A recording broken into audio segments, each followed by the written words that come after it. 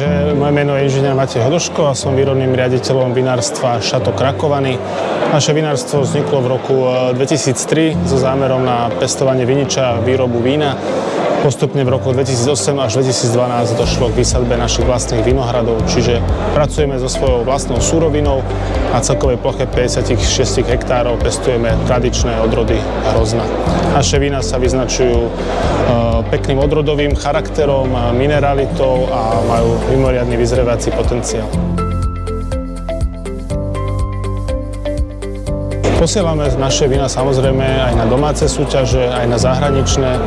Myslíme si, že je to dobré ísť v podstate na takúto súťaž, ukázať svoje produkty a získať tam teda rôzne ocenenia a možnosť teda aj porovnať sa s inými vinárstvami. My sme na tejto súťaži v podstate na prvom ročníku a hodnotíme to veľmi pozitívne, pretože táto účasť v podstate je medzinárodná, čiže je to možnosť porovnať slovenské víno aj s vínami v podstate zo zahraničia, čiže ukázať v podstate, že na Slovensku máme vína, ktoré sú hodné v podstate tých vín, ktoré sú aj v zahraničí, čo vlastne podporuje aj to, aby sa na Slovensku pilo v podstate slovenské víno.